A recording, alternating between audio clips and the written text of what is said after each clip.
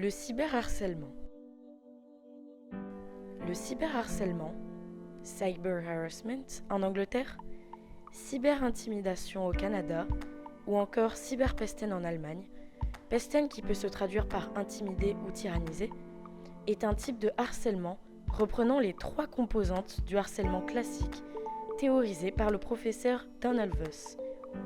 Un comportement agressif qui implique des actions indésirables et négatives, un modèle répété au fil du temps et un déséquilibre de pouvoir ou de force. Le cyberharcèlement se manifeste par l'utilisation de nouvelles technologies, de l'information et de la communication avec des éléments caractéristiques tels que les communications virtuelles. Avec ces nouvelles techniques, l'anonymat est facilité et accentué.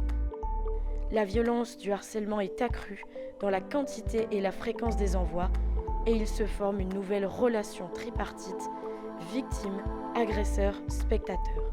L'hypermnésie de la toile met un accent sur le caractère indélébile du cyberharcèlement. Ce qui sort sur Internet est très compliqué, voire impossible à maîtriser et supprimer. Ce harcèlement a lieu jour et nuit et ne laisse aucun temps de répit à la victime. Depuis le 4 août 2014, la loi pour l'égalité réelle entre les femmes et les hommes a introduit l'article 222-33 de 2. Le harcèlement moral est explicitement reconnu comme un délit. Il concerne également le cyberharcèlement. Les victimes peuvent désormais déposer plainte sur le fondement de cet article. Certains chiffres clés sont édifiants. 44% des enfants de 6 à 8 ans surfent sur Internet, ce qui équivaut à presque un enfant sur 2. 40% des enfants déclarent avoir subi une agression sur Internet.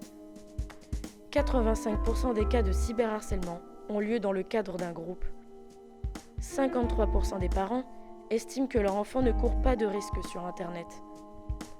79% des parents pensent que leurs enfants ne feront pas de photos ou de vidéos privées qu'ils mettront ensuite sur Internet. Il existe plusieurs modes opératoires dans le cyberharcèlement. On peut compter parmi eux le flaming, qui consiste à envoyer une multitude de messages violents à une personne ou à un groupe de personnes. Les hate sites, qui consistent à créer des pages web haineuses dans le but de viser une cible précise. L'usurpation d'identité, qui consiste à subtiliser l'identité d'une personne. Le revenge porn, qui consiste à publier des photos ou des vidéos privées de la victime dénudée et ou dans des positions explicites. Le cyberstalking, qui est une traque répétitive sur Internet afin de trouver des informations personnelles sur la victime. Il existe encore une multitude d'autres modes opératoires qui ne cessent d'évoluer.